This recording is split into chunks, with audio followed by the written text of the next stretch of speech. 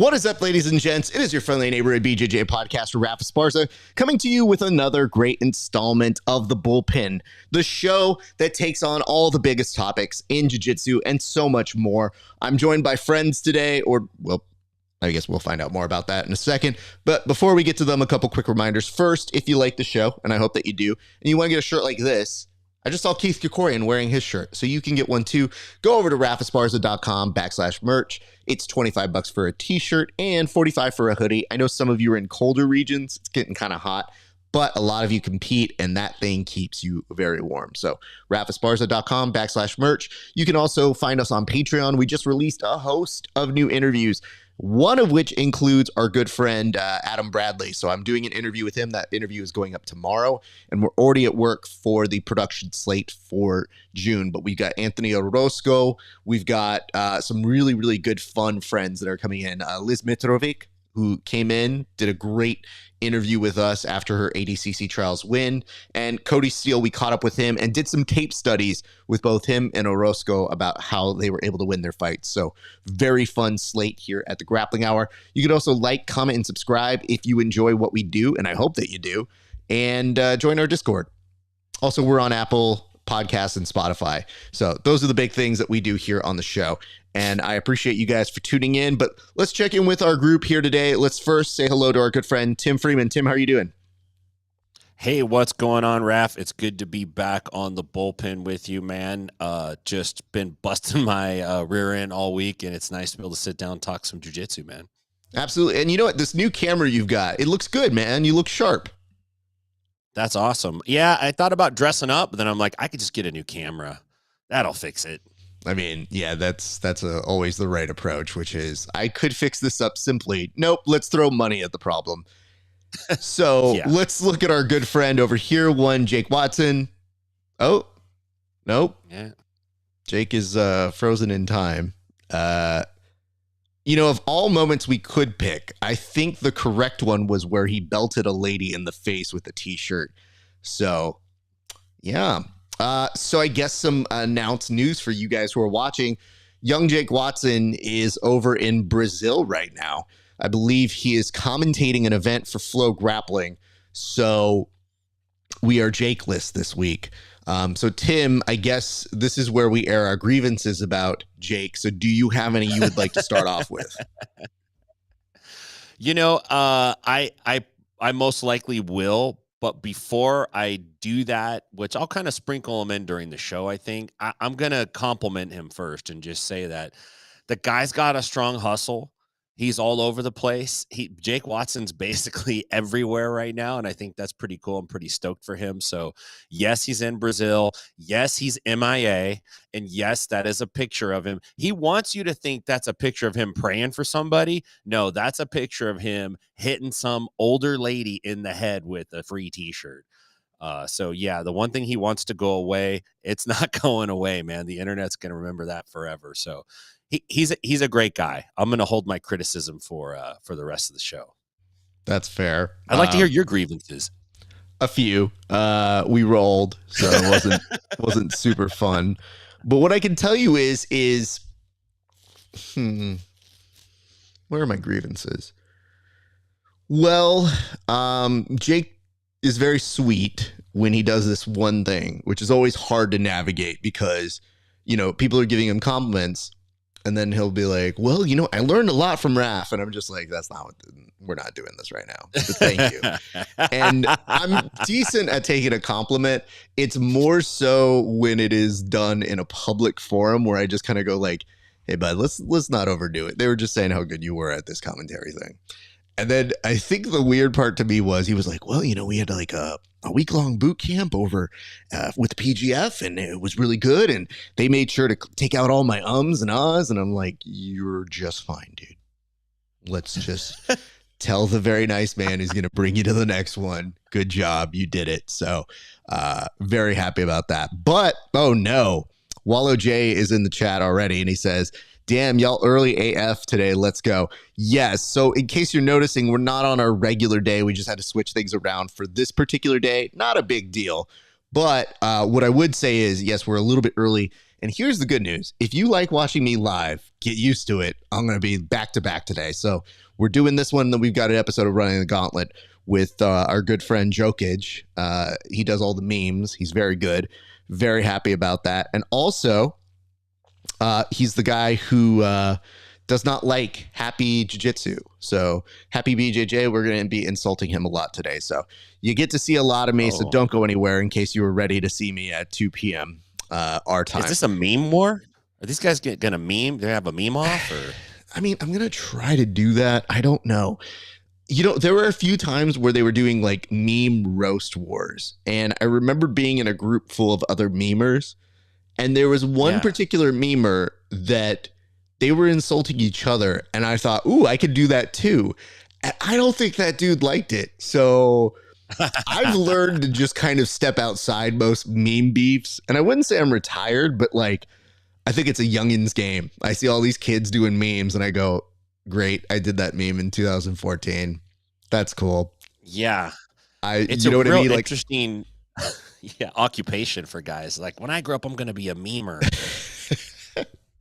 But it's also, I mean, listen, the sport's way bigger now. I think things are a little bit different, but I just know from my own personal sanity, watching an event and then racking your brain, like, what does this mean? What's the metaphor? Is like, I just want to watch the event now. Like, I would much rather do the jokes on here and do it live. So, yes, thank you for that. And it says, fun fact, Watson is facing charges for the shirt incident. Well, we here are not liable at the show. That's completely a Jake Watson issue. So that is why I think we're at LLC. We don't know yet. We haven't figured that part out. All right. Well, Tim, I'm glad you're here. So as a result, the board may look a little bit different, but why don't we go to that right now? And we'll start with this. The first one is, what happened this weekend? So this is a pretty simple one. I just want to know what you were up to this weekend. And I'm going to go ahead and start with you, Tim. Tim, what were you up to recently, sir? Over the weekend, Saturday and Sunday, I was down in Georgia at a wrestling tournament. So I took my son, Nate, and some of the high school wrestlers from Franklin High School back here in wonderful Franklin, Tennessee. And we went down to Duluth, Georgia, to this giant wrestling tournament. There were like 20 mats out there, man. It was pretty wild. And it was Greco and freestyle. The kids struggled a little bit on the Greco side, excuse me. That's more like judo. You can't touch the legs, it's like very upper body centric. They did a little better on the freestyle. They picked up some wins, but it was pretty cool to watch. And one thing is for certain, there are a lot of American grapplers out there. There are tons and tons of high school guys and girls that are wrestling all the time. And I'm starting to see more jiu-jitsu kind of mixed into it. And you could tell there's some cross training going on. So it's pretty cool to see. I think in the next 10 to 15 years, we're going to see some really, really talented grappling athletes, like at a whole nother level than what we're seeing right now. So that's pretty much what I did. I had a pretty good open mat. I was traveling Sunday the whole time. Actually stopped at Buc-ee's, the world's largest gas station. That was pretty dope, man. That's always a good time. Got a chicken sandwich. It's basically like a Walmart, but for gas stations. It's giant. You could get a gun. You could get jerky from the jerky buffet, and you can also buy some jeans and a cowboy hat in the same stop. It's pretty wild. So that's pretty much my weekend in a nutshell there, man. Could you imagine that you make like all of the accommodations where you go, oh, I need a gun, I need some cowboy boots, but I could also go for a chicken sandwich. Where can all of these things happen all at once? I'm just a little stuck where Buc-ee's. It's funny you mentioned that. And I'm thinking to myself, I was like, dude, I lived in Illinois and Kentucky, and we'd be traveling around for tournaments all the time. So when you mentioned that, I go, oh my God. Yeah, I haven't thought about that in ages. Remember Buc-ee's? I do remember Buc-ee's. It took me a minute. Well, I went to go join our good friend Jake Watson. I went to go watch some fights. And you know what was glorious? I wasn't photographing. I wasn't interviewing. I got to enjoy the fights as a civilian, which meant I actually got to have a beer at the event. I got to talk to people.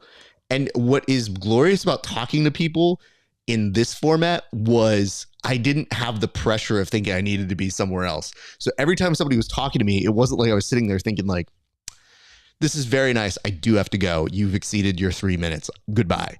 Like instead I just go like, hey, so what else is going on? How are you? Like I felt like I got to the third version of like a depth chart of getting to know somebody better. Like, hey man, so mental health wise, you good?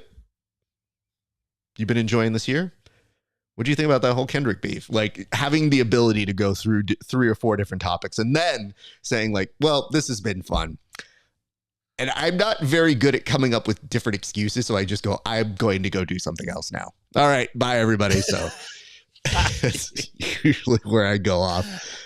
But so LXF was a blast though, man.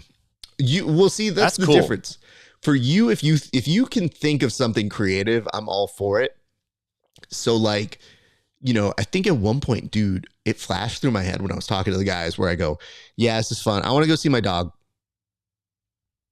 That was it. I just left it at that. I go, yeah, I'm not going to make up any excuse. That's exactly what I want to do. And sometimes when I'm like, I'm just hungry now, so I'm going to go get food. And what I do tell people is if I do want food at the event, I will say to them, do you want to come with me? I'm going to get food.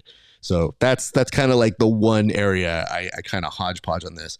But yes, so there was that. And also we should note last week, just to kind of recap, and I'll put some more time on here just to reset this. But last week there was a UFC Fight Pass Invitational. Did you get the chance to see any of that, Tim?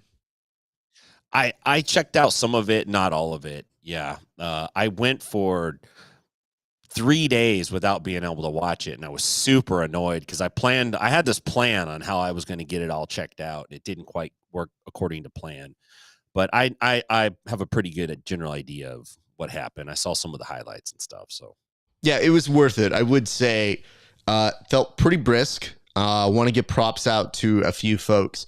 I mean, Renato Canuto getting another really impressive submission win. That was really dope. Wow. Yeah. Miragali, of course, looked very good. There was a lot of really good stuff that happened throughout the week, but I was very, very impressed by Canuto getting respect back on his name.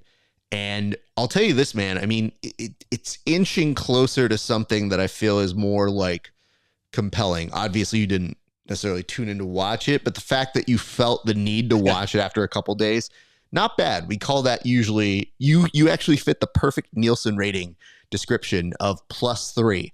So TV ratings go live +1, which means 1 day, live +3, and then live +7. So you're right within the window of where people need to be tuning in. Yeah, I really did intend on watching it. I just got so busy with stuff I wasn't able to sit down to do it. And I avoided the results for like 72 hours. I was avoiding like social media. I didn't want to know what happened. And then eventually I'm like, okay, I'm being an idiot. So I perused through some of it. I just didn't watch it start to finish. I'm impressed that Nikki beat Mason Fowler. I just didn't think that was going to happen. I thought Fowler was going to beat him. And, I didn't think Nikki would tap him out, which he didn't, but it's still pretty impressive that he outworked him. And I think it's cool that Canutos competed on the same card as husband and wife, and they both won. Imagine if one wins and one loses. Do they get an argument about where they're going to eat for dinner that night? Like, is it like, like, how does that work, man? I think Raquel was saying earlier in the night, she's like, we've been trying to get on the same card for years. And they showed out. They brought all of their crew. I believe it's Hybrid Academy. They brought all of their hybrid folks out, and they were nuts the entire time. And I thought that was really wonderful to see. I also want to give a shout out to Nikki Ryan. You mentioned Nikki, and my brain went, oh, Nikki Ryan submitting JT. Well, Nikki Rod was also on that, but Nikki Ryan submitting JT. You know what gets weird when somebody has to bring up certain statistics that I don't even fact check? They go, this is the first time that JT has been submitted since. And I go, you know what? I believe you. I can't remember it. And if I can't remember it, that's a very impressive stat. So I wonder though, like how much that's going to fuel him up for ADCC, because now we're getting to the point where everybody's turning all of their brain power to that and that other thing that Craig's doing, which looks incredibly more likely that it'll be that same week. So I guess more to come. But speaking of which, we've had some people drop in just to say hello or shoot us just a quick little message behind the scenes. And I want to give some shout outs to Os Nation. Let's give a shout out to Josh Hayden, who showed up for a half minute. Good Lord. I miss that dude so much. He is like one of the best hidden gems. And talk about the return of EBI. That was somebody who I very much appreciated covering way back in the day. Let's go to our next topic here, Tim. And our next topic is, where is Jake? Okay. So I think you know where he actually is. I'm just going to take a guess, and then you tell me where apparently he is, okay? Okay. Okay. My best guess on where is Jake Watson. I think that Jake Watson has been kidnapped. Now, hear me out. We don't have the money for the ransom, so the show had to go on without him. Now, do we feel bad about it? Moderately. Will we rescue him? No. Will we send out mercenaries to bring him back? I'm talking with a few. We're getting into a problem in terms of pricing. They want to go high. I'm trying to get them in at an accommodation. They're like, how much of Jake Watson do you want back? And I was like, well, the whole person. Are you only going to bring back half? And they said, that's about what you're affording right now. So, listen, guys, I guess we're just short of starting a GoFundMe for bringing Jake back. And listen, I think we should start getting used to how this box looks currently, because it's not looking good. So that's where we're starting. And I mean, Flo, they're not going to pay for it. You know what I mean? Like, let's be honest. Flo was already looking at cloning Jake Watson to get him back faster. So anyway, that's where I believe we stand on Jake Watson. Do you know where he is actually at, Tim? Well, I did hear that Flo's organizing a homicide car wash for Jake Watson. Basically, they're making the posters now. They got the big printouts, and they're scouting locations as we speak. They're going to hold a day of car washes for young Jake Watson. I believe he is in Brazil right now, and that's probably why his time schedule is a little altered. I think he's on a different time zone as well. And I believe he's covering AIGA. I think that's what he's doing. I mean, at least that's what he said he's doing. That's what the internet believes him to be doing. What he's really doing, who knows? But I'm pretty sure he's down there with a microphone in his hand, no matter what he's doing. So, yeah, I think he's down at AIGA, man. I do like this. Wallow J says, for sure they will give Jake back. I don't know, man. He looks pretty pricey in terms of what you can get a return on investment. Like, although he has been starting to say how much Portuguese he has. So I think most people think that works well for him. I actually think that makes him more likely to be held for more of a ransom. So we'll see. I'm glad you brought that up, because as Jake and I were talking this week, I kind of got the sense when he's like, oh, I'm going to Brazil. And I go, okay, great.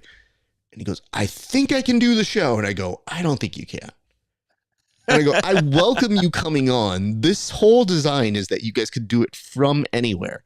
And he goes, no, Rep, I'm pretty sure. What time do we go? And then even as early as on Tuesday, he was like, what time is it right there right now with you? And I go, it's the time I'm looking at, dude. So yes, what time do you think it is? And he's like, great, I can do it. 2 hours later, cannot do it. Just found out I have another thing I have to do. And I go, like I said. No kidding. And you know what the worst part is? Then you get the apologies that are even worse, which are just like, man, I was really hoping. I was like, you don't have to apologize. You're on business. Go about it. No, but I really thought, I know. We're going to move forward. He gives you the aw shucks paw. Yeah. The worst part is I go, that's why you learn as an older folk, never have expectations so that you can never be let down. So that way, whenever he tells you this stuff, you're not sitting there being like, well, I was really counting on you to be here. I was like, hey, man, I already had the black and white version of you that's already been RIP Jake Watson photo. If Jake passes, that's the photo I'm using up there. That's the one. I hope you guys understand that. I made that in 2 minutes, and I will not let that time go to waste. Speaking of let time go to waste, why don't we go ahead to our next segment, which is, now how do we say this one, Tim? What do we call this? I think it's AIGA. I think it's AIGA too, but let's be very clear. Hold on, time on clock right now. Let me just get straight into this because I want to tell you guys. Listen, you can't tell me how to call this. Whenever I was like AIGA, and then why is it AIGA, and now it's AIGI? I think I misspelled it, perhaps. That might. I don't know that you. Well, maybe you did. At first, I thought you put Aldi up there, like the convenience store, and I was like, "Do I have to go to the market?" So, okay, maybe you did misspell it, but I swore I saw it too. Hold up. Let's do this all in real time. A grappling. Yeah, let's go. So, yeah, on here, they've got two different things. Which is you? Oh, wow. Did you look it up too? Okay, here's what I can find. Look at these two different things. AIGA and they're both AIGA. So hold on. But I saw on that one, it has AIGA. And then on another one, it says, anyway, long story short, I guess this brings me back to my point anyway. Don't tell me how to say your thing. When I saw it the first time, I was like, oh, AIGA? And they're like, AIGA. And I go, I'm with you. What does that mean? Yeah. And then they're like, well, you don't know what this cool thing. You give out $1 million. And I was like, come up with a different acronym. Because if it doesn't translate from one place to another, and I know it's somewhere else, if it's out and it's a different organization, come up with something different. Nobody in France is saying, oh, it's the NBA. Like, they just go, no, it's the NBA. Like, everybody knows what that is. There's no way to mess that up. Or the NFL? Yeah, dude, you said it right. NFL. So if you come up with this and you're like, hi, what are you watching? Oh, are you watching AIGI? Like, what is that? That's not a real name. So I'm telling you, from the actual purpose of that, I would like to get a better name. Anyway, that is my thing. And it says, we'll come back to those comments in a section. But can you tell me from your interpretation here, Tim, what do we have to look forward to in terms of what is happening with AIGA, if you would? AIGA. Yes, I will. But first, I want to say this. I do agree with you. Cursed be Hallett Gracie. He started this trend with Meta Morris, and now we have all these. And look, I love all these guys, but what does Kasai mean? What does Zapatero mean? What are all these names, man? Just call it Grappling League. Like, nobody's thought of just Grappling League yet. Like, it's the GL. Let's go. But no, I'm telling you, man, I get you. This is what's interesting about AIGA. They're giving away $1 million for their championship. There's some qualifiers leading up to it. They got like a team format, but they're using 80cc rules. So I'm not exactly sure how that's going to shake out. There's multiple teams. There's lots of coaches. Demian Maya has a team.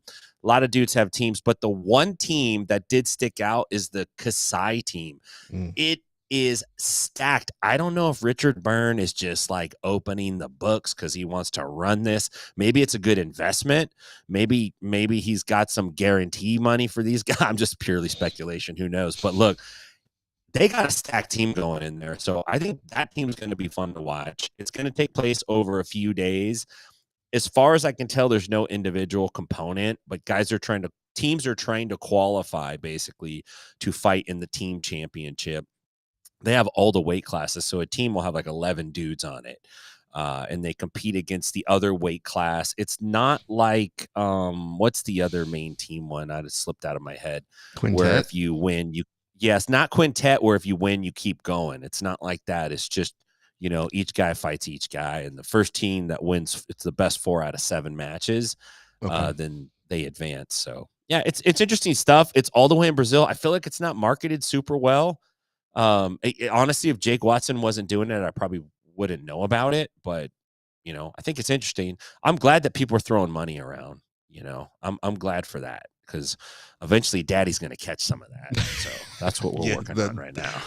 How's that worked out so far? Because this trickle down grappling economics model does not necessarily work for the rest of us. I do love the idea. All I'm catching are free T-shirts and meal vouchers. I also want to point this out. I feel like this is a twofer, so resetting the clock, because this is what we're talking about. I feel like the thing I couldn't say to Jake last week was, when he goes, yeah, did you notice that these people, they went crazy for a t-shirt? And I was like, young man, this just shows me you're not responsible enough for what's called a t-shirt gun. If you can't handle it with just regular hands and throwing, got worse news for you. Maud Flanders would like a word with you. I just know that when I see people like that, and he's like, I'm just so surprised people were so crazy for t-shirts. I was like, bro, they didn't even know they were getting a Flow t-shirt. They just want to win. Like, if you introduce a t-shirt, they want it. Whatever free shit you're handing out, great. If it's a DVD, the first instructional that was recorded off of a Panasonic telephone, they'd be like, yeah, give me that. I'll go ahead and take that cell phone footage from like 2000. I want to see it, what Jeff Glover did then. Yeah, so they would. You're right. Let me go back to this, and I just want to point this out. Yes, we probably wouldn't know AIGA would be happening if Jake wasn't there. You know what we would see? We would see the clips of it. So it seems like the model here for them is less on must tune in, which baffling, but more so on putting the social media clips and trying to get our reactions off of that. Now, that is a modern form of internet, and I think that it's good to create attention for the event. The problem is, if we're not excited about tuning in or we don't feel compelled, it's very difficult to do that. And it seems like almost the bulk of the information is coming from the athletes themselves. So I probably wouldn't know as much about it if I wasn't following Andrew Tackett. I see Andrew Tackett's involved. I see what a great team he's got. And then you think, oh, I want to watch this. When is it? When does it happen? And you feel like whatever marketing they're doing, it's subdued. And I don't know if it's a money thing. I don't know if it's a they want to oversaturate us with information. But I just think, like, why would you ever spend $1 million and keep it a secret? So yeah, no kidding. It just begs this question of, can we get some, like, I know we've got doctors and police officers in jiu-jitsu, but can we get some marketing officials in this bitch? Can we start inviting, like, bring a friend in jiu-jitsu who's good at marketing or PR? And I promise you, I think that will take us a little bit further. And I don't even love PR people, but you know what? They serve a purpose. And I got to tell you, the main way that we do PR in jiu-jitsu is we tell people they can have press credentials if they are essentially unpaid PR, which is very weird, and that's why you get the results you get. The only things that transfer are if they are dope clips. And I got to tell you, every other sport gets us invested in some other way other than just dope clip. So I think we need those people. If we can somehow bring a friend, get them in training, we might stand a chance. But for right now, very concerned about the future. So that's my push to everybody here. Yeah, that's well said. I am in agreement with you on that right there, man. Thank you. We did get a couple comments here. The first was, he's 26. His frontal lobes are not fully developed. He is technically a teenager. Yeah. I mean, can see that. Yeah. I mean, I'll say this again. Jake and I got the first chance to roll with each other. And what ends up happening is he's a big boy. And I think Keenan Cornelius once said that jiu-jitsu works up to 30 pounds over you. And that was kind of the case with Jake, where I was starting stuff and then it just was like, well, this isn't going to work. Okay. But he definitely did have the movement, like a very excited, like, teenage kid bouncing around. And I just go, this is going to become less and less fun as we go. So even though he's like, yeah, I fell out of shape. How long were we rolling? I was like, 1 hour and 10 minutes. And he goes, wow, that's crazy. And I go, yes, it's time, young man. I guess that takes us to our next question, which is, can we get a Sarah McLachlan to sing about the loss of Jake Watson? Hell yes. Only if it's in the arms of an angel. Please, come on. I gotta hear it. It'll be great if she's like, it'd be so great if Sarah McLachlan's like, actually, I want to play something from my new album. And you're like, no, just give me the Death March. Give me the Death Dog song. Like, that's the one we want. She's like, I want to redo Possession, but in a new way. You know what I want to say? I don't think people understood this. You lived through this era. I lived through this era. There was a time in 97 where you had Sarah McLachlan, Paula Cole, all these people who did Lilith Fair. And like the top performer, if you would, was like a Celine Dion. An adult contemporary was threatening our lives.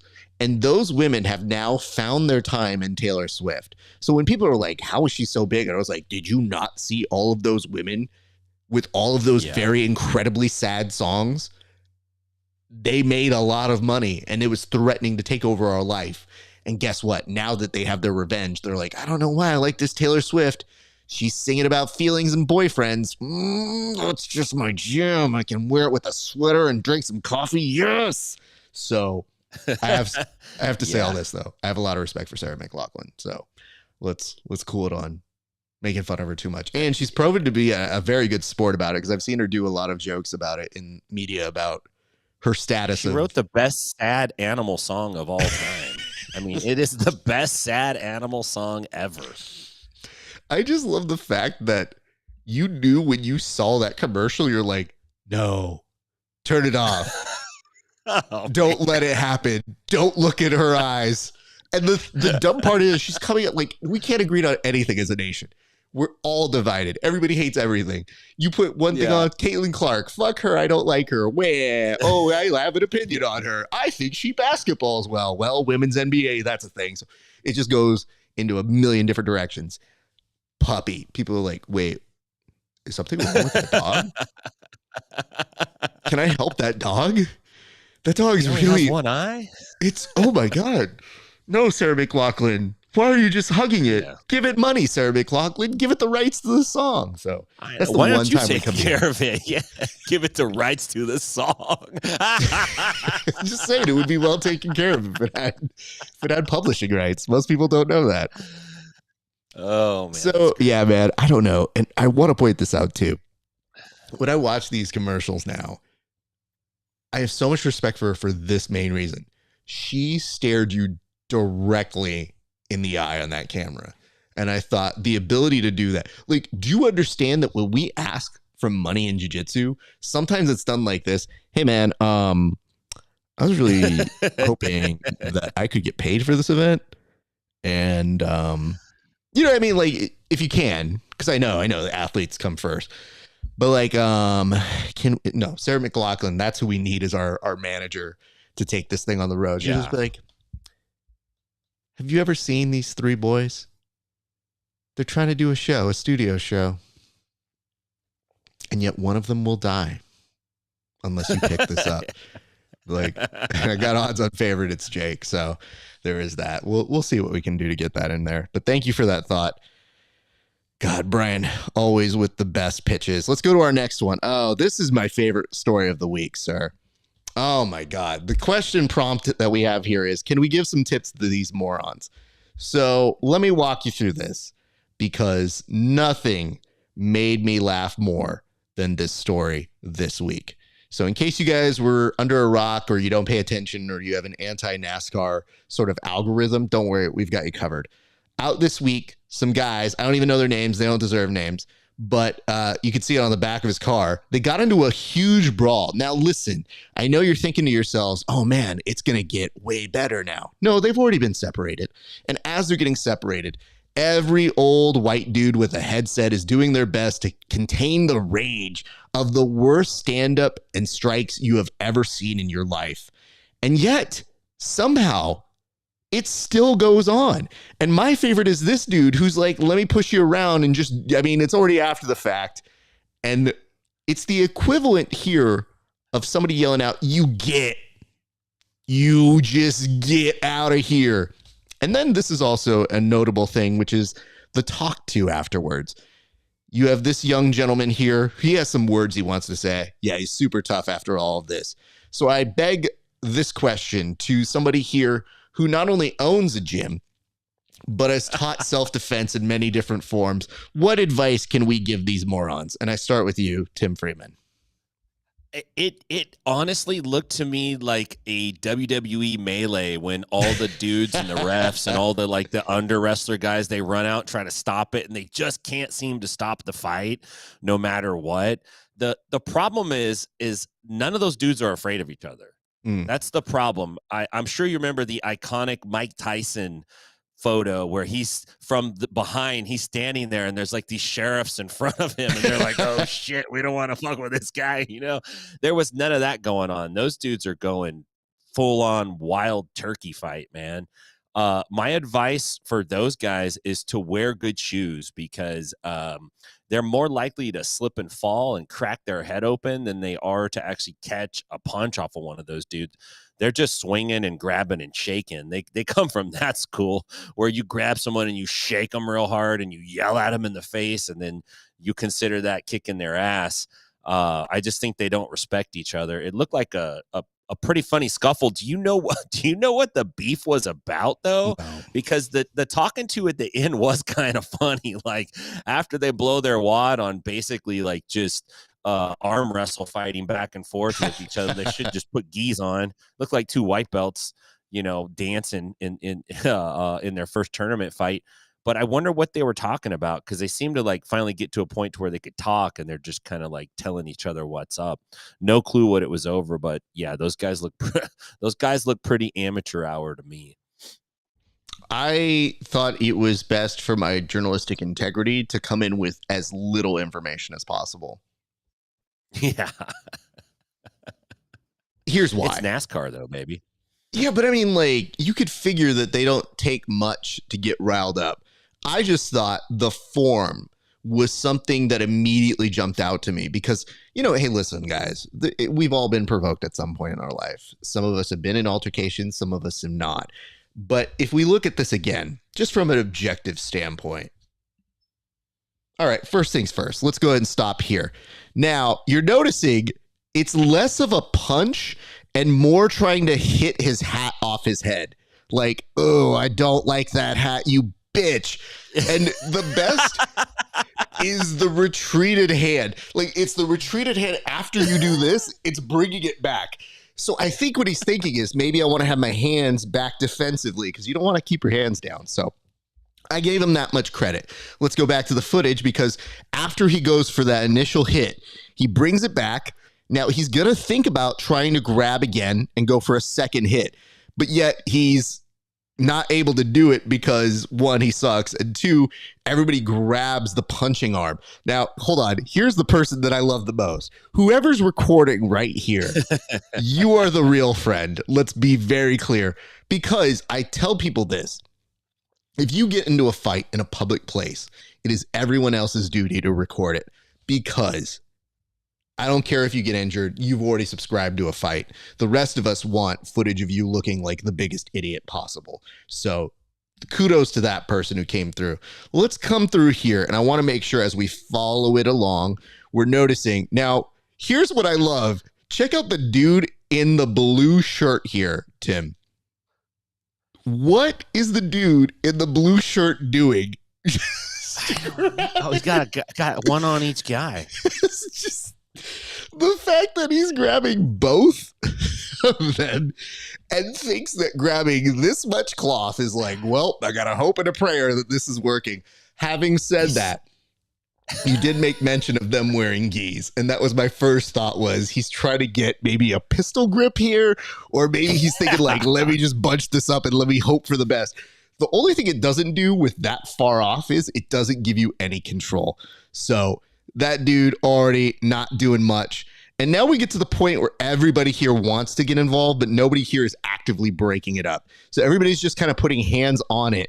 Like, okay, I've got hands on it. It's almost like a bad white dude conga line. Yeah, and then, right. A bunch of drunk guys. Yeah. Yeah. So my favorite is if you get a dude with a headset that walks out, you've definitely made something happen. But the teeth grit here is unlike anything I've ever seen. This is when your dentist tells you to open your mouth because he can't get inside because you're blocking it. So he's like, hey, put your tongue down, please. Okay, smile real quick. Okay, and open wide. It looks, take it back. Can you take it back just a second? Yeah, of course. This looks like when you're at a backwoods church, no offense to anybody, and they've all decided that you have an evil spirit and they're going to get it out of you. And they all just kind of converge on you at the same time. You know what? They're all putting their hands upon him to be like, yes, release the demons. I ask you to exorcise the demon out of this NASCAR young man in the name of Mountain Dew. I ask you to release him, Satan. Did you see the who's the UPS driver guy in there? There's like a guy, it's like a UPS guy. He's in like 6 different spots in that melee. He's So you know what I'm talking about. Yeah, I Watch. know exactly what you're talking about. Like the dude just came here right from up in the delivering a beginning. package. He's like, somebody needed an iPhone charger. That would be so great. And wait. Did you catch this in the background? Who's the person just going back into the car? Look at this. They go into the truck. In the very far background, you're going to see a door shut. That is my favorite person because they're basically saying, like, I'm not getting involved. Fuck this. Oh, yeah, this they shut the door. They closed it from the inside. And so, like, I just made a sandwich. So this dude then emerges as the true MVP because he says, you can't get up here. Yeah. Pushes him off. And you get. All right. I'll end with this. This is where I knew this dude had gone awry. If anybody ever holds you like this in your life, you've kind of messed up a little bit. Let's just say that.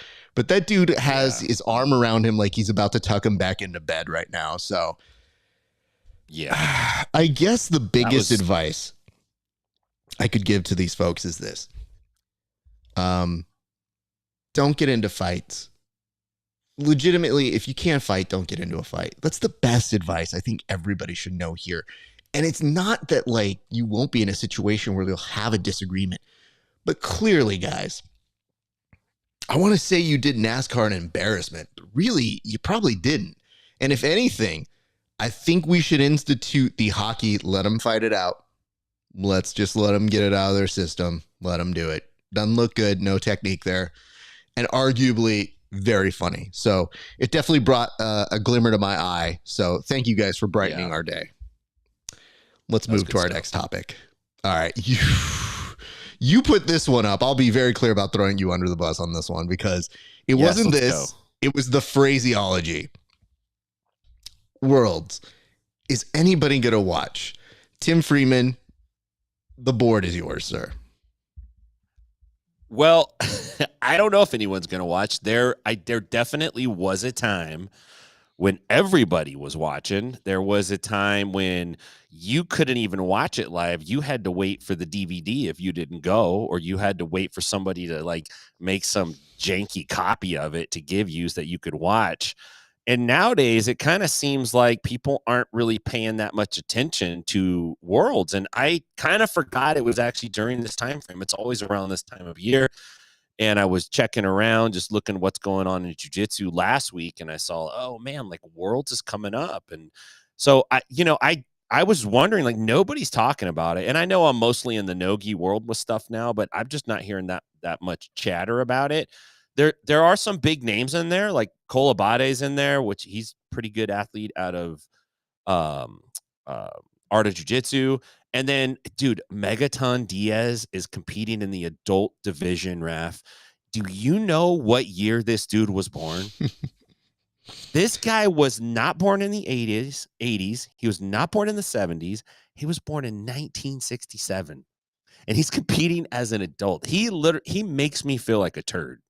Like he just does not make me feel good about myself. But he's out there competing. PGF vet Daniel Sattler's out there competing. So there's some cool names. AJ Agazarm's out there. Roberto Jimenez, Haydon Gracie. So there's still definitely some guys doing it. I just don't think there's as much attention on it.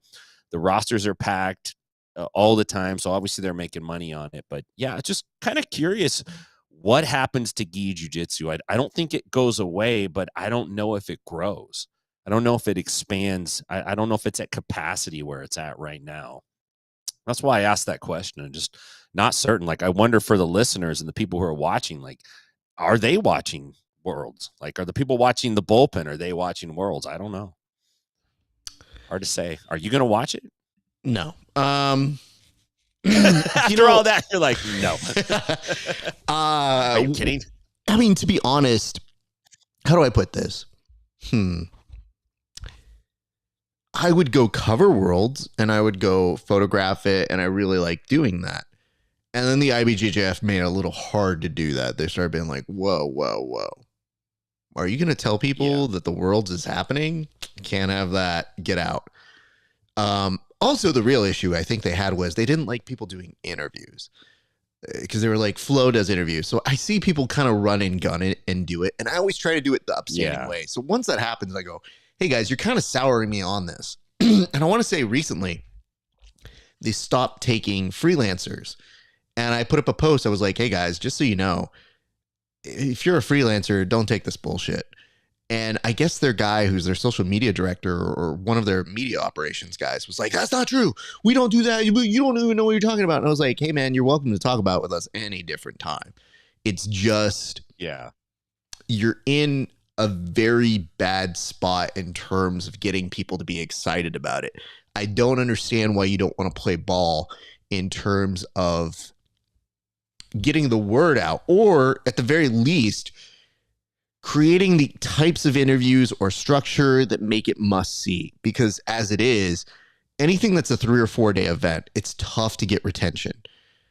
And it clearly matters to the athletes. So let me just say this.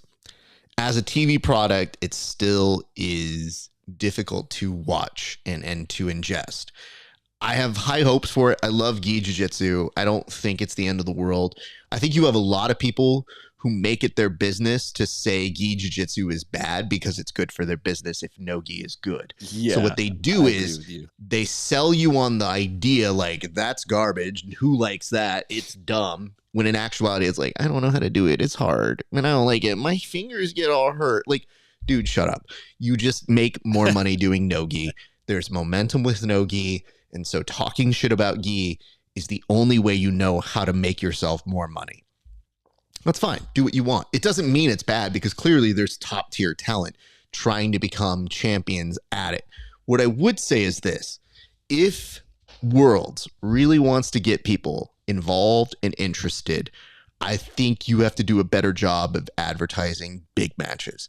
And I think that you need to really go in on like covering people who are having a streak. And what's going to end up happening is I think Flo's at a place where their model requires you to follow their stars, not build new stars. So it's always like, oh, surprise, this guy just won purple belt. He didn't lose a single point. Him. That's it. That's when they start to figure out who those people are. I think it's probably integrating with those people who are there and saying like, hey, tell me who the next talent is. And you know what? Free advice. Go up to the athletes. Ask them who they should be following because the athletes will greatly tell you like, hey, keep your eyes on this guy. Yeah. They'll tell you who the people you need to have eyes on. And I think that'll be better than what seems like a little bit more of a,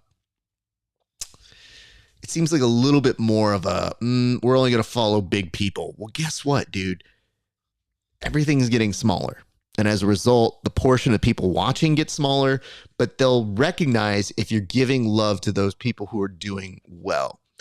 So I'm just saying, as somebody who was very open to being there and really liked the elements of gi jiu-jitsu, the prestige is going down, I think, because you thought nobody would take your place.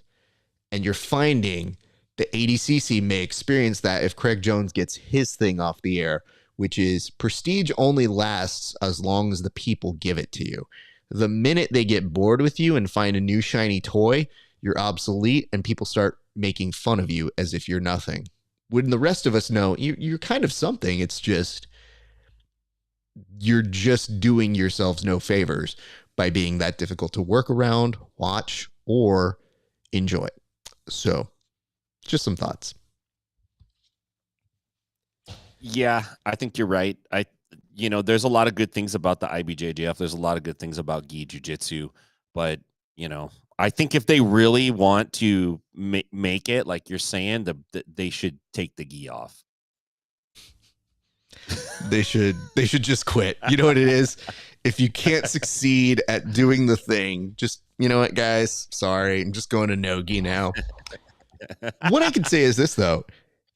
Like, I don't understand why anybody would think that we're rooting against them when we all participate in a sport that we want to see it grow. And I don't think anybody would have any issues if we could make it more exciting or more accessible. But I do feel like you have to take a hard look at your company and really understand, are you just okay with where you're at? Because if you're just fine here, and I think that might be the case, all good. But the more options athletes are going to get, watch them start to spread out more. Like you're already hearing people now say, oh, I don't do gi. I'm just a no gi athlete. And you go, wow, that okay. Yeah. It's because you can't make as much money. And, you know, you're starting to give out some money too, which I think is a dope thing in IBJJF. But maybe you're going to start seeing people game that system and be like, well, it's actually easier to make money in this gi tournament than it is in the no gi. Because, I'm just saying, if you're just stagnant and you don't want to grow, do exactly what you're doing. If you want to open your ideas up to maybe expand and maybe be ready for whatever's next, because every sports bubble is in the middle of like, people want that sports content. So you're already at an advantage. But if you don't grow, you're going to be the sport that's not getting the love and the money. And you have all the capabilities of getting better deals, more integrations, and getting people to tune in live. If you can learn how to do that, you're going to grow. If you don't, I mean, bowling's fun, right? We can just watch that. It's a big deal. I'm just saying. All right. Now, was this yours or was this this was mine? Okay. Because I feel like you know where I'm going off of just what is on the screen here. So I'll just get to mine right now because I just want to point this out here, guys. Listen, I have 0 tattoos, so I'm not necessarily the demographic for this. But one of my friends posed it to me one day, and he said, Raf, can you show me one good jiu-jitsu tattoo? And I was perplexed because I couldn't show him one. I looked through a lot of my friends who have jiu-jitsu tattoos. No offense. A lot of you know who you are. And I was like, that one's not good. Yeah, I don't like that one either. And then some of them get like the black belt, or some of them get like, hey, this is me. Like, this is representative of my instructor. And I go, I don't want that either. Okay, I don't know. And then they started showing me these ones that got a little bit creepy. And when you really look at it, getting any of these grandmasters tattooed on you, I just want to remind you, they don't come off. And not everybody stays at the same affiliation. And I've seen people go over their tattoos when they have suddenly left a certain organization. Now, again, I say this as a person with 0 tattoos. I'm just saying, when we're asking what's the cringiest way to show commitment to a BJJ lifestyle, I think this might be it. I think this is my top tier one. I think, yeah, there's a lot of dumb sayings or acai you could be eating or little simple things that maybe indicate it's a little weird. This one to me, I don't know. If you've got a really dope jiu-jitsu tattoo, please send it to me and we will judge here on the show. But as it is, I don't know too many of them. And I'll ask you, Tim, do you know of any good jiu-jitsu tattoos? Do you have any jiu-jitsu tattoos? I have a couple of tattoos. I wouldn't, I mean, I have a tattoo that maybe would be considered a jiu-jitsu tattoo. Maybe but I don't know. I'll send it to you. We'll show it next week. We'll tease it this week. We'll show it next week. We'll have our team of experts weigh in on it. Yes, we'll just be there with like fine tune. Like, well, I do believe. Oh, okay. There is different colors. Yes, I can affirm there is 5 different colors there. Yeah. It's funny because on the notes I quickly wrote down BJJ tattoo of the belt. And I've seen the ones where like they get the belt, each belt they get, they kind of add it to their body and they color it in. I mean, I get it. I know that you're proud of it. I've seen the affiliation tattoos and I've seen people leave affiliations. I've also seen this. This was actually firsthand when I first started. This like traveling sales dude came through the gym and was like, hey, I could make some shirts and sweatshirts. And it was kind of like this dude with a wrestling background. And my instructor was like, we don't actually have a logo. Don't worry. He pulls out this book, flip through here. You could pick a logo. And he picks this snow leopard, snow cat looking thing, just random, one off, makes a bunch of shirts, sells them to the people in the gym. Oh, that's so cool. One of the dudes goes out and gets it tattooed on him. And the rest of the guys are like, that's not a regular logo or anything. That's just like, Sensei didn't know what to do, and they had a book, and he just like kind of picked one that he thought looked cool. Yeah, he repped it hard. Outside of that tattoo, the other thing that I see, and this is almost always for blue belts and below, almost always, is the bumper sticker, particularly the one that says "My kid will choke your kid." Mm, That's probably my cringiest. Where you look and you're just like, oh yeah, and you drive by and it's like some dude who's, a 3-stripe, 4-stripe white belt, looking hard, repping his academy and all that nonsense. But yeah, man, BJJ is so fun, and there are some really cool aspects to the BJJ lifestyle, but there's definitely a big element of cringe, and I think that's with all the fringe sports and stuff. CrossFit's got the same kind of thing. People who do Pilates, people that are into rock climbing, you know what I mean? Like it's all kind of got that same weird kind of flex. So, but definitely, I think the tattoo is the way to go there, man. yeah, I don't know, man. Like I see the tattoos, and again, I always have to kind of take myself out of it because I go, okay, I'm not really part of this conversation. But when somebody with tattoos is like, Raf, jujitsu's lame. And I go, no, jujitsu's not lame. And he goes, okay, well then show me a good jujitsu tattoo. And I go, well, these are two different conversations. Hold on. Yeah. Don't compile them together. Don't hate jujitsu just because people don't have good tattoos. And then I looked at him and was like, you have bad tattoos. I can't get into that, but I'm just going to let you know. I would say 2 of them aren't great, but I won't tell you which 2. Think about that. And, he tells me this, and I just told him, I'm like, bro, I don't think this way because I don't, like, to me, I think it's kind of cool when you see somebody who has like a good tribal tattoo. Like Samoans, very jealous. Always really cool tattoos. And it means something to them. But like a lot of people will show tattoos and you have to do the like, mm-hmm. Oh my God, that's great. Yeah. Yeah. It's not great. It's not really great.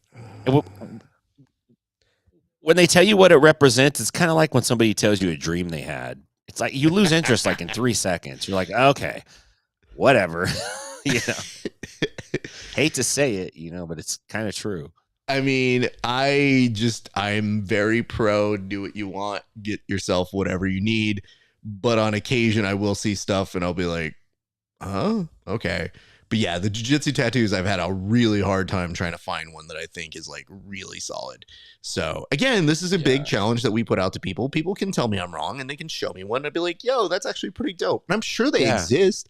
I just don't have that creativity, obviously. So I'm telling you guys, do the work for me and go find it. So, all right, here's this next one. And you also posed this one on the board. And I'm curious to hear what you were saying because you were watching Royce Gracie on a recent episode of Joe Rogan. And you said, if not him, who would have been first in the UFC? So what that means essentially here is if he hadn't have been the representative from jiu-jitsu, who else would have then taken the spot, or who else would have been the Royce Gracie kind of person that emerged from UFC 1? I guess I was thinking like hearing him talk about it, and when you kind of hear the story about how it ended up being him versus maybe his brother Hickson, right? Which is always the big question. Why wasn't it Hickson? And it's so perfect that it was Royce. Like looking back now, it's perfect that it was Royce.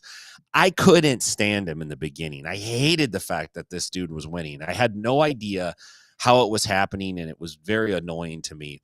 But now when I look back, it's a beautiful thing. It's the perfect guy, perfect fighter, perfect athlete for that moment.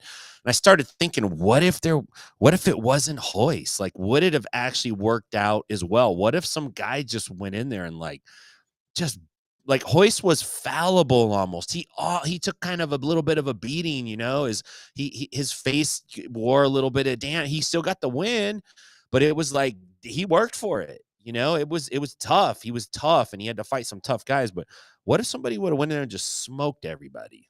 Like, does it have the same appeal? Does it come across different? Or what if the jiu-jitsu guy goes in there and gets whomped? What if he catches a right hand and that's it, man? It's night. Do we go a different direction with mixed martial arts? And so I guess I was kind of thinking about it in those terms.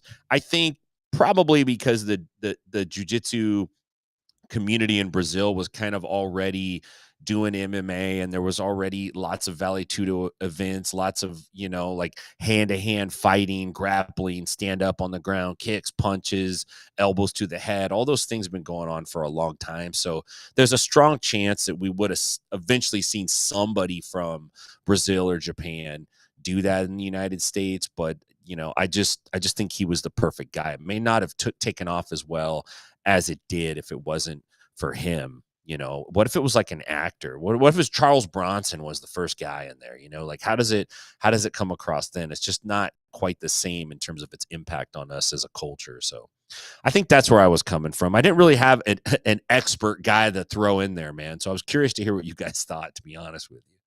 Well, now you got me thinking about Charles Bronson being like, "Hey, you punks, watch UFC Right. 1. Speak English. Only on pay-per-view. This is going to be a big one. Super excited. I'm 56 years old fighting in the UFC, but that was what we did back then."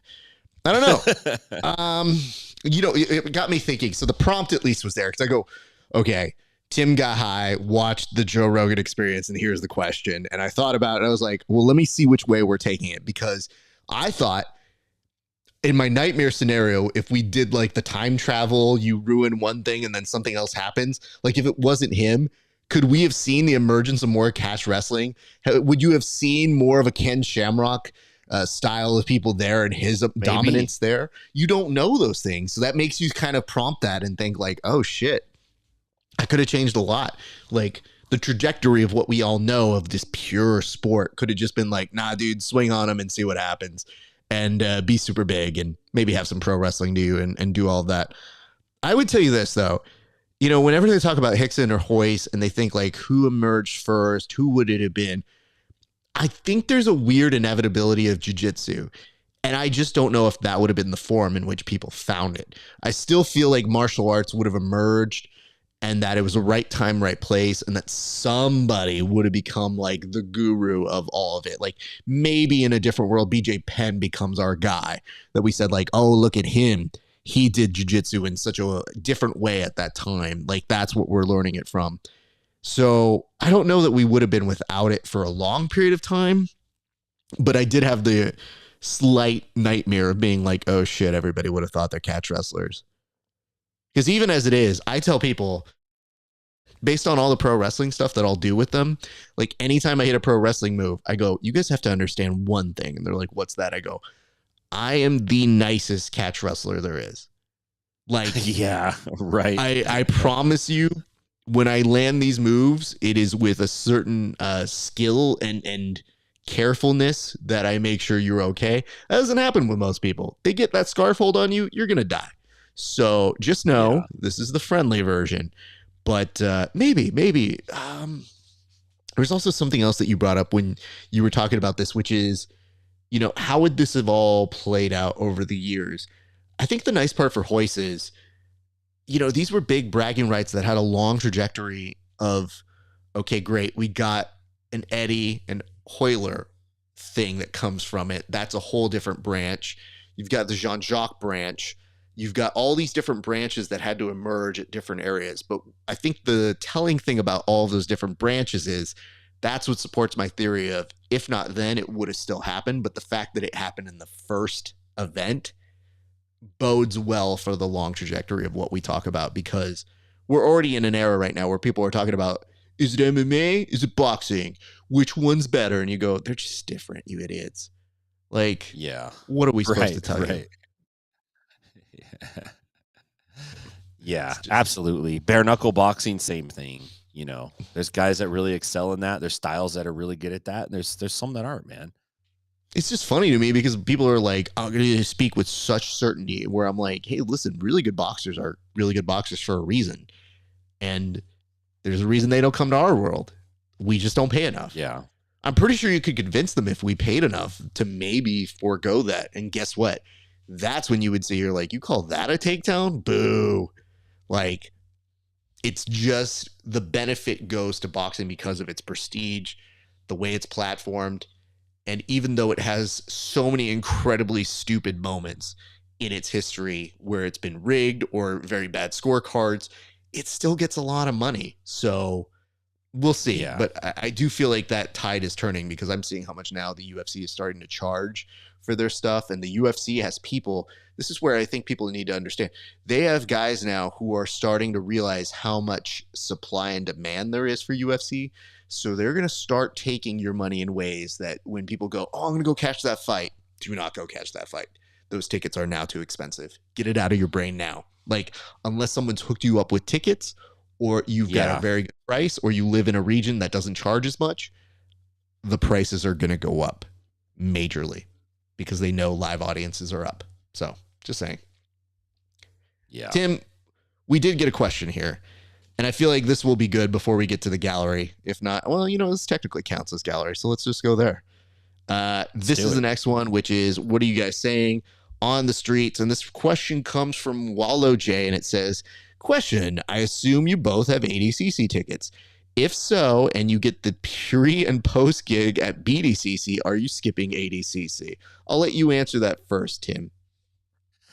I'm not only skipping ADCC, I'm going to go NWO WWE Invasion style, and I'm going to film my part of the pre-show from ADCC for BDCC. You know what I'm saying? Like, we're going to do like a live invasion of it.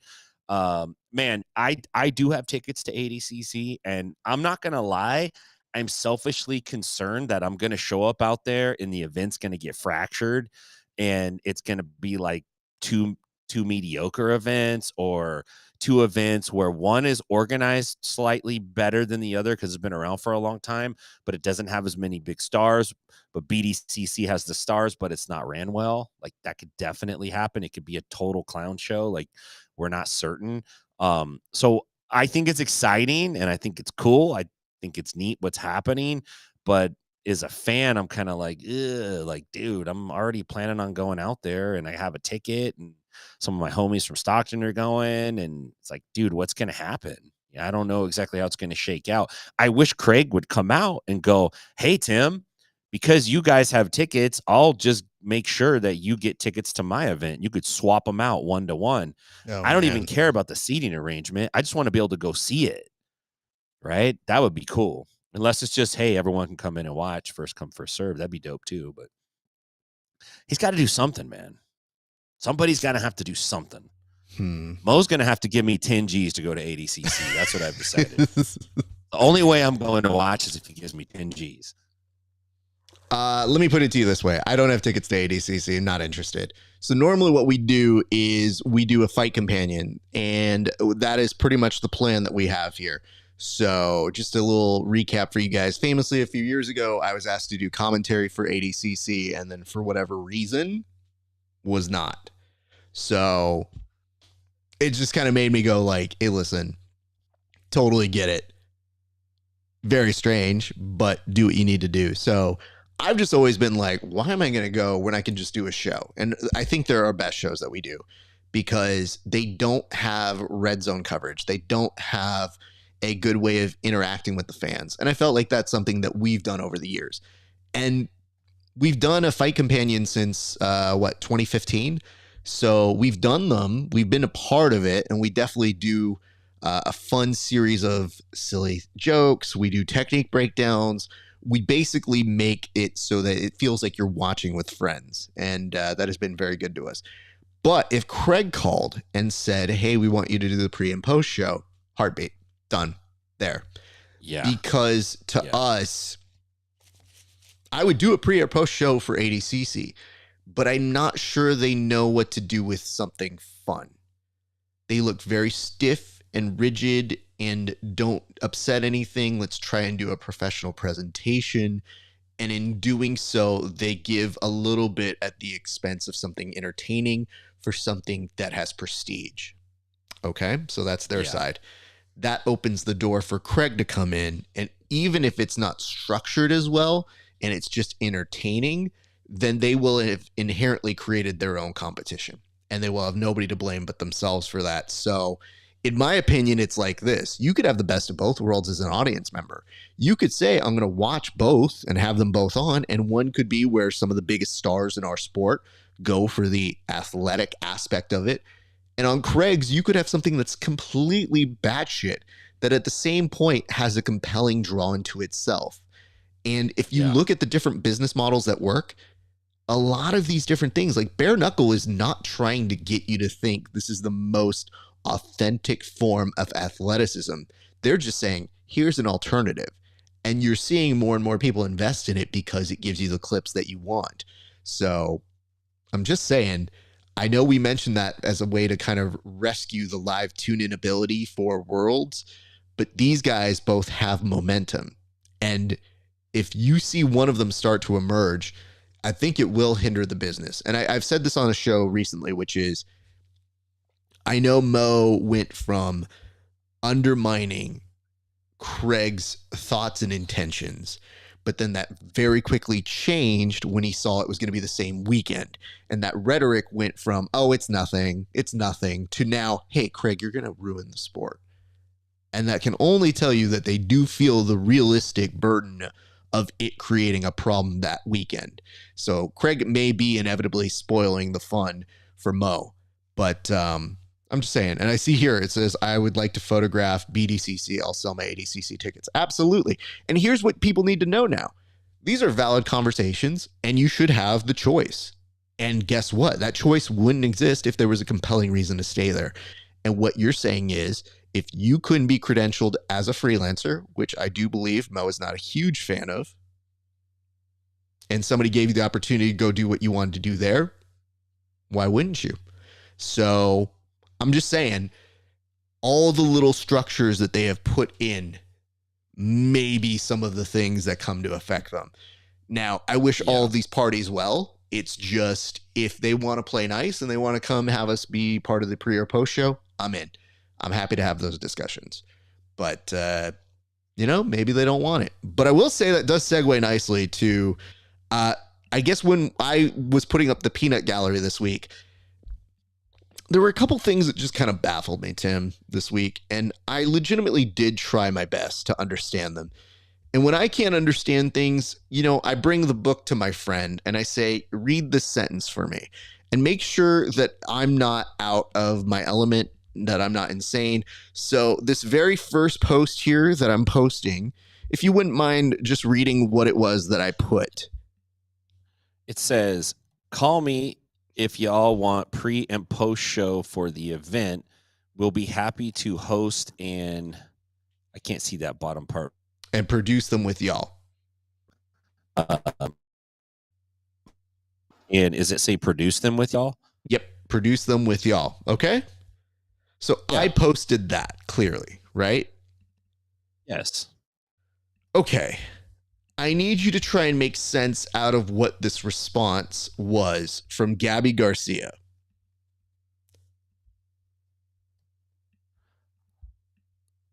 Look again what he say. My promotion. Ha, ha, ha, ha, ha.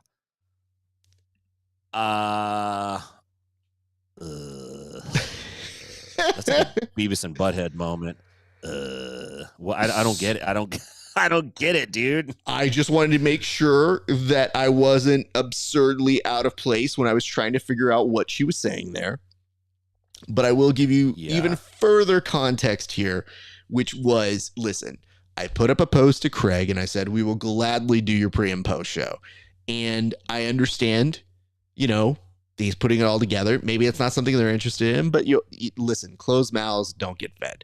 So Craig's original post says, just booked this venue for August. And we put up the video for the Thomas Mack Center, I believe. And he says, still can't believe how cheap it was. Damn. And he says, saving so much money on production, we can give away over $2,300,000. So when Craig put that up, I think what Gabby was responding to was him. At first, I thought it was me. And I immediately went into, what have we said about Gabby Garcia? I know we've done memes. Well, and then I think to myself, I'm like, you know what, though? We've never really taken the sour bait on memes. So I don't think it's that. And then I realized, she's trying to say something about production that he was mentioning. And I didn't know if it meant us. I didn't know if it was just directed at Craig. But it confused me so much that it brought me back to that original post that she put up afterwards, which was, look again what he say, my promotion. Ha ha ha. I have to ask you this, Tim. Now that you have the context of this Craig statement with the venue, what the hell was she talking about? I don't want to piss her off. You don't have to piss her off. I'm just trying to understand what she said. That's all I want to know. I think what she's saying is I think she thinks Craig is saying my promotion can pay $2.3 million more. And she's going like, oh, look what he says. My promotion in air quotes. He only has that because ADCC's there and he's just janking it from him. Like, maybe that's what she means. I thought her and Craig were like cool with each other though. So maybe it's like tongue in cheek. Like, I think they are cool with each other, but I just like, I think when you add something in, like you photocopy a photocopy and somehow the translation gets lost in there 3 or 4 different times, because I think this might make sense to her. And I couldn't tell if it was a slam on us, but it seemed more like it was a slam on Craig. So it looked like everything that somebody said, she just went down the line and was like shitting on it. Like, no, Craig dumb. Oh, screw Craig. Right. Look what he said, my promotion. And the thing is, he didn't really even say my promotion. He was just saying like, hey, we're going to save so much money on promotion. Yeah, he said production. She just probably but she's like, look at this guy. And I think she's trying to allude, like, look, he thinks he's Dana White or something. And I go, I mean, by all intents and purposes, he kind of is in this region. Even if he has rich friends who are funding it, that's the Dana White experience. So just saying. Yeah. Anyway, all right. Well, Tim, we've made it all the way throughout the board. Why don't you go ahead and do us a solid and start plugging where people can see you and what you've got coming up, sir. People can find me at Inside BJJ, all your social media platforms, all the places where you get news, where you watch videos, Inside BJJ. It's there. Tomorrow night, if you're in the Nashville area, we have Elijah Carlton and Matt Walsh, the lockdown expert, coming out. We're going to have a big open mat at 6:30 p.m. Central Time. Everyone's welcome. Saturday, Matt Walsh is putting on a tremendous illegal reverse lockdown seminar. So if you want to know how to get DQ'd by the IBJJF, you need this seminar. It's free, by the way. He's coming up on Friday night after the open mat. We're going to do the podcast, and then Saturday we're going to do the seminar. So I'm really looking forward to that. Come see us if you're in the area. And then don't forget, June 15th, I got to throw this out there. Eddie Bravo's coming to Nashville, Tennessee at 10th Planet Nashville. Go to 10pnashville.com or look me up on Instagram. Get all the info for that. So big stuff coming up. Pretty stoked. Yeah, man. It's good to see you again, Raf. Thanks, man. Likewise. And Jake, plug your stuff. What's about a coconut? Hold on. There's a part of me that wants to do this, but I want to make it very clear if I start doing this impression of him that it's just a work in progress, just based off of love. So Jake, if you're watching, just know this is completely out of love. You know, the really interesting thing that I find right now about this show has to be the fact that if you're watching it, I mean, you're watching it, okay? So you're involved. You're here. And what I want to say is I'm glad you're here because I can tell you guys, I've been on a lot of different places. I've been a lot of different heres, but I'm here right now. And I got to tell you, I think it's great. Scene. That's a good one. That was good. That's definitely one of his stall tactics when he's trying to sort out exactly what it is he's going to say. We all have them, but we do some more than others. But I will say it has prompted me in the past to sometimes pull out my challenge flag and start bringing that back in. But Jake, we do miss you. We hope you do well this week. I do want to say this though, Tim. I felt like we covered a good gamut today. And I'm glad to see you back. We will hopefully have the full team intact next week. We do have a lot more stuff coming up. But yes, next week, we will try to keep eyes on what is happening because I believe Worlds is next week. So it's that kind of May 31st-ish weekend sort of thing. So keep eyes on that. Keep ears on that. Be sure to follow us, tell your friends, clip this if you want, all that good stuff. But I'm going to go ahead and close this up, and I'll say bye to you off air in a second here, Tim. Yes, sir. I got to run. Yep. Oh, all right. I'll talk to you later then. Yes, sir. Peace. Alrighty, guys, that's going to do it for us here. Just a few quick reminders while I've got you guys. First and foremost, like, comment, subscribe. If you didn't know what you wanted to comment on right now, do us a solid in the comment section. Tell us what you think would improve for IBJJF Worlds. Like, what can we do to make things a little bit better or more entertaining? We would love to see that. So go do that. You can also get one of these shirts. Check this out right here. Grappling Hour t-shirt. You can go on over to rafesparza.com/merch. You can also do a few other things that are very, very exciting, like go on over to our Patreon. So that's patreon.com/grappling hour. You can catch our interviews 30 days before anybody else. And I'm very stoked that you guys are joining us. We have so many good things coming up. So go check that out. And we also have a new segment called Road to ADCC that's happening very, very soon that will talk about certain athletes and their road that they did and the way in which they were able to qualify for the big dance. So check that out. That's going to be for premium users. We're on Apple Podcasts. We're on Spotify. It's at Grappling Hour. And you can join us at Grappling Hour on our, wait for it, Discord. Guys, that's going to do it for us. It has been a great day for grappling. We'll see you back on the mats.